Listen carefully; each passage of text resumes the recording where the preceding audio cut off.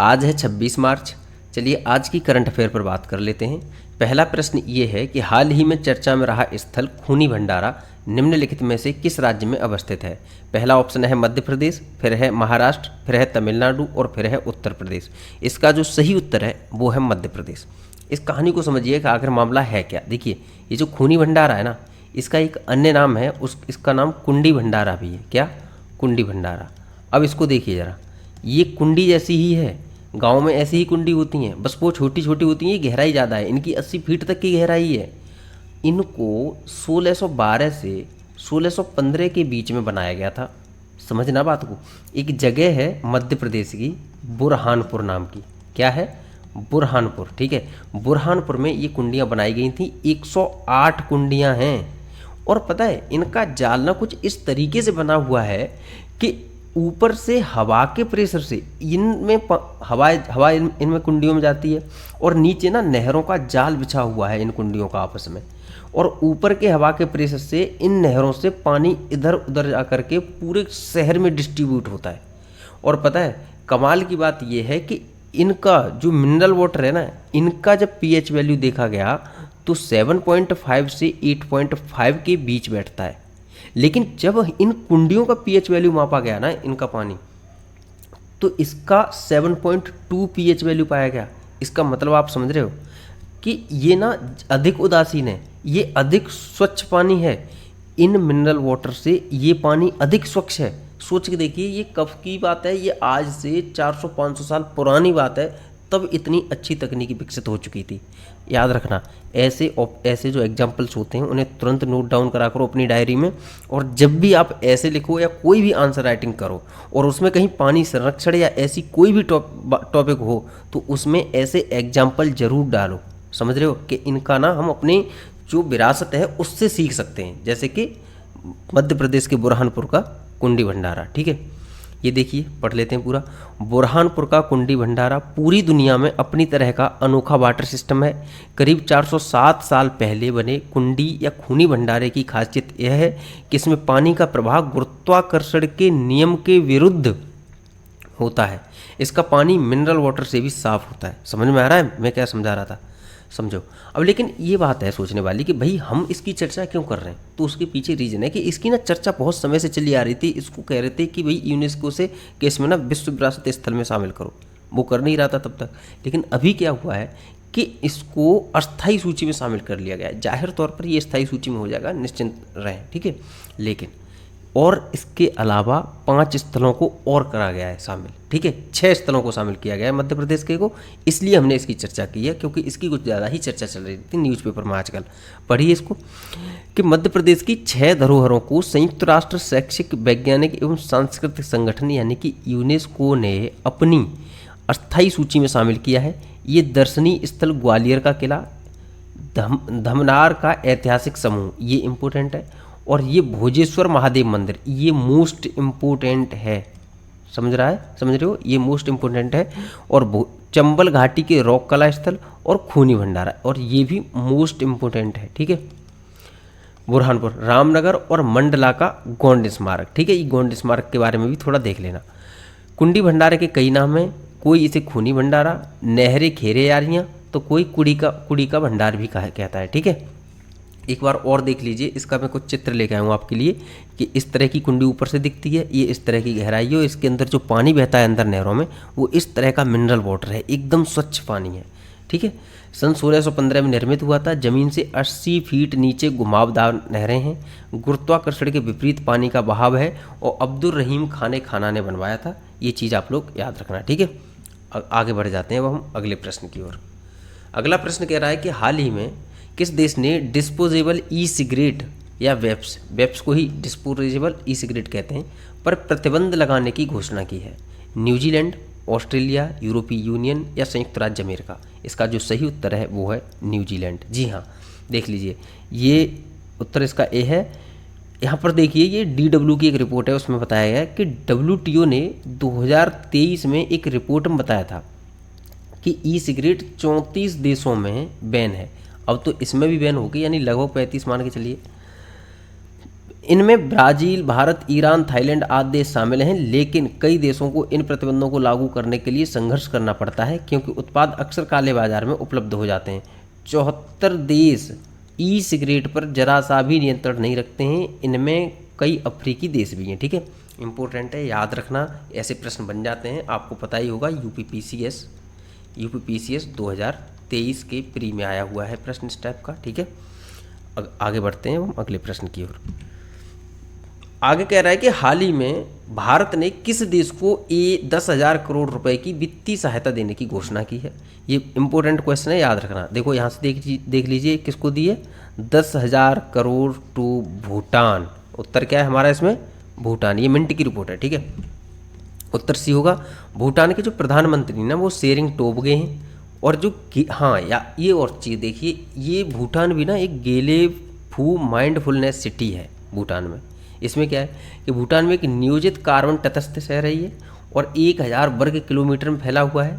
अब इनका ना फोकस है कुछ कि ये आईटी में, शिक्षा में, होटल में, अस्पतालों में, इन्वायरमेंट के अनुकूल ये कुछ इतना बड़ा करने का प्लान बना रहे हैं कि जैसे ये मान के चलिए कि जो सऊदी अरब की न्यूम सिटी और इंडोनेशिया का नुस्तारा और हांगकांग, सिंगापुर, इनके बराबर की ये सिटी डेवलप करना चाह रहे हैं जो भूटान है। ये भूटान चाह रहा है कि इनका देश ना इस तरह का हो जाए कि पर्यटन के मामले में बहुत बड़ा गंतव्य बनकर उभरे, जैसे कि ये देश हैं। अब ये न्यूम सिटी की कंपैरिजन क्यों की जा रही है, क्योंकि न्यूम सिटी सऊदी अरब में बनी है, और सऊदी अरब क्योंकि पूरा सऊदी अरब आपको पता है कि एक ऐसा क्षेत्र है जहाँ पर रेगिस्तान ही रेगिस्तान है। लेकिन पता है ये क्षेत्र देखिए, यहाँ पर सऊदी अरब एक ऐसी सिटी बना रहा है जो पानी में बसी हुई है और बहुत ही भव्य सिटी है। ठीक है, ये इसकी कल्पना कुछ इस तरह की, नुस्तारा और भी कुछ इसी तरह की कल्पना है। और हांगकांग, सिंगापुर के बारे में आपको पता ही है। भूटान का भी ये प्लान है कि वो इसी तरह का कोई गंतव्य बनाकर तैयार कर दे। ठीक है, तो बाकी ये सक्सेस होता है या नहीं ये भविष्य बताएगा। हमारी जो मदद थी, हमें जो करनी थी वो हमने कर दी 10,000 करोड़ रुपए की। ठीक है, आगे देखिए, इससे पहले ना 5,000 करोड़ देता था भारत, लेकिन इसने सीधी अचानक दोगुनी रकम कर दी है, और इससे ना मालदीव पर बहुत बड़ा प्रभाव पड़ा है। इससे उनके जो प्रेसिडेंट है मोहम्मद मुइज्जू, उन्होंने इसके लिए एक बयान भी जारी करके ये बोल दिया था अचानक कि भारत हमारा सबसे करीबी पड़ोसी है और मतलब मदद भी करता रहा है, जबकि उनके कितने स्वर बदल रहे थे पहले। आगे बढ़ते हैं। इलाहाबाद हाईकोर्ट की लखनऊ बेंच ने UP board of Madrasa education act को असंवैधानिक घोषित कर दिया है। ठीक है, यह अधिनियम कब अधिनियमित किया गया था, 1989, 2001, 2004 या 2006? इसका उत्तर है सी, यानी कि 2004। देखिए, इलाहाबाद हाईकोर्ट की नोएडा बेंच ने, लखनऊ बेंच ने UP board of Madrasa education act 2004 को असंवैधानिक घोषित किया है। न्यायालय ने निर्णय दिया है कि अधिनियम धार्मिकता के सिद्धांत के साथ साथ संविधान के आर्टिकल 14, 21 और 21A सहित कई आक्षेपों का उल्लंघन करता है। ठीक है, अब देखो ये जो आर्टिकल थे ना 14, 21, 21, ये आप लोग पढ़ लेना क्योंकि ये सिंपल हैं, आप सभी ने पढ़े ही होंगे कई बार। इसके अतिरिक्त अदालत ने पाया कि अधिनियम 1956 के विश्वविद्यालय अनुदान आयोग अधिनियम की धारा 22 का भी उल्लंघन करता है। अब धारा 22 पता है क्या है, वो कह रहा है कि धारा 22 ये है कि डिग्री प्रदान करने का अधिकार केवल केंद्रीय अधिनियम या राज्य अधिनियम के तहत स्थापित निगम या फिर निगमित विश्वविद्यालय या विश्वविद्यालय समझा जाने वाले संस्थान द्वारा ही प्रयोग किया जा सकता है। लेकिन मदरसाओं को इस तरह की तो मतलब डिग्री या फिर वो करने का अधिकार नहीं है, क्योंकि वो राज्य के द्वारा निगमित नहीं होते हैं। ठीक है, अगले प्रश्न पर आ जाते हैं। अगला प्रश्न कह रहा है कि फूल बहादुर मगही उपन्यास है जिसका अभय के द्वारा अंग्रेजी में अनुवाद किया गया है, गॉट इट, तथा इसे डिब्रूगढ़ विश्वविद्यालय अंतर्राष्ट्रीय साहित्य महोत्सव जो कि असम में है, ठीक है, असम में लॉन्च किया गया है। ठीक है, निम्नलिखित में से बताएं फूल बहादुर उपन्यास मूलतः किसके द्वारा लिखा गया है, प्रेमचंद के द्वारा, जयनाथपति के द्वारा, फणीश्वरनाथ रेणु या मोहन राकेश? इसका उत्तर है बी, जयनाथपति उत्तर है। अगले कुछ चीज़ देख लेते हैं हम इसके बारे में। फूल बहादुर पहला मगही उपन्यास है। मगही मतलब ये है कि मागधी जो भाषा है ना, ये उसकी बात कर रहा है जिसमें हमारी रामचरितमानस लिखी गई है। का वर्षा जब कृषि सुखाने, समय चूके पुण्य का पछताने, वही है ये, जिसका अंग्रेजी में अनुवाद अभय के ने किया है। इसे 19 से 21 मार्च 2024 को डिब्रूगढ़ विश्वविद्यालय अंतर्राष्ट्रीय साहित्य महोत्सव में लॉन्च किया गया था। यह उपन्यास फूल बहादुर मूलतः जयनाथ पति द्वारा लिखा गया है। यह पहली बार 1928 में प्रकाशित हुआ था। अगले प्रश्न पर आ जाते हैं। अब देख लीजिए अगला प्रश्न क्या है। अगला प्रश्न है कि हाल ही में किस देश के डॉक्टरों ने पहली बार सुअर की किडनी मानव में ट्रांसप्लांट करने में सफलता प्राप्त की है। महत्वपूर्ण आंसर प्रश्न है, याद रखना। संयुक्त राज्य अमेरिका ने प्राप्त की है ये। देखो, अमेरिका के डॉक्टरों ने दुनिया में पहली बार इंसानों में सुअर की किडनी ट्रांसप्लांट करने में सफलता प्राप्त की है। ये इंपॉर्टेंट इसलिए है क्योंकि हमारे ऑर्गन्स की ना कमी है हमारे पास, और क्योंकि लोग ना विदाउट और लोग बैठे कि शायद उन्हें कोई डोनेट करे ऑर्गन। मरने वाले लोग जब मरते हैं ना, उनका कोई ऑर्गन काम कर रहा होता है तो उनके जो परिजन होते हैं उनकी इतनी अच्छी भावनाएं जुड़ी होती हैं ना उससे कि वो ऑर्गन डोनेट नहीं करते। तो इशू ये है कि कुछ लोगों की जान बच सकती है अगर उनको डोनेशन मिल जाए ऑर्गन्स का, तो लेकिन नहीं मिलता है तो उन लोगों की जान जाती है। अगर इस तरीके की खोज हुई है ना, इससे उन लोगों की जान नहीं जाएगी, समझ रहे हो। सुअर की किडनी ट्रांसप्लांट करने में सफलता प्राप्त की है। इस किडनी को ट्रांसप्लांट करने से पहले अमेरिकी सर्जनों ने इसे आनुवांशिक रूप से संपादित यानी कि जेनेटिकली मॉडिफाइड भी किया। इसके बाद सुअर की किडनी को 62 वर्षीय रोगी में सफलतापूर्वक प्रत्यारोपित किया गया। इसे चिकित्सा जगत में बड़ी क्रांति के तौर पर देखा जा रहा है। बिल्कुल निश्चित तौर पर ये क्रांति के रूप में माना जा सकता है। आगे देखिए, आगे ये वन लाइनर टाइप का प्रश्न है कि बीना अग्रवाल और जेम्स बॉयज को वैश्विक अध्ययन में महत्वपूर्ण योगदान के लिए वैश्विक असमानता अनुसंधान पुरस्कार यानी कि ग्लोबल इनइक्वालिटी रिसर्च अवार्ड से सम्मानित किया गया है। ठीक है, ये हैं बीना अग्रवाल और ये हैं जेम्स के बॉयज। ठीक है, आगे देखिए, उत्तर प्रदेश के अमेठी जिले के फुरसतगंज रेलवे स्टेशन का नाम तपेश्वर नाथ धाम होगा, जबकि वारिसगंज हॉल्ट का नाम अमर शहीद भाले सुल्तान होगा। ठीक है, ये याद कर लेना। मार्च 2024 के दौरान किसान मित्र कार्यक्रम यानी कि रायथू नेस्तम का शुभारंभ तेलंगाना के मुख्यमंत्री रेवंत रेड्डी के द्वारा किया गया। भारत के जो प्रधानमंत्री द्वारा मध्य प्रदेश में चित्रकूट घाट पर आध्यात्मिक परियोजना की आधारशिला रखी गई। याद रखना कि इस तरह पूछा जा सकता है कि आध्यात्मिक परियोजना की आधारशिला किस राज्य में रखी गई, मध्य प्रदेश है। इसके बाद में कुछ महत्वपूर्ण जीआई टैग हैं जो कि दिए गए हैं पिछले कुछ समय से, इनको आप याद रख लेना। काला चावल मणिपुर, कंदमाल हल्दी उड़ीसा, कश्मीरी केसर जो है जम्मू कश्मीर की डेफिनेटली होगी, और तिरूर पान का पत्ता केरल में है, इम्पोर्टेंट है। काजी नींबू असम में है, इम्पोर्टेंट है। कचई नींबू मणिपुर में, इम्पोर्टेंट है। सुंदरजा आम मध्य प्रदेश में है, गजक मध्य प्रदेश में है। गुलबर्ग दाल मध्य प्रदेश में है, वो कर्नाटक में है। और कटक रूपा ताराकसी सिल्वर फिलिग्नी ये उड़ीसा में है। ठीक है, फिलिग्नी है ये उड़ीसा में है, इम्पोर्टेंट है, ये वाला हमने पढ़ाया भी है। ठीक है, जो previous question of the day था कि हाल ही में बॉब जोन्स पुरस्कार निम्नलिखित में से किसे दिया गया है, इसका जो सही उत्तर है वो है टाइगर वुड्स। आप लोगों ने आंसर दिया था और दिया कीजिए।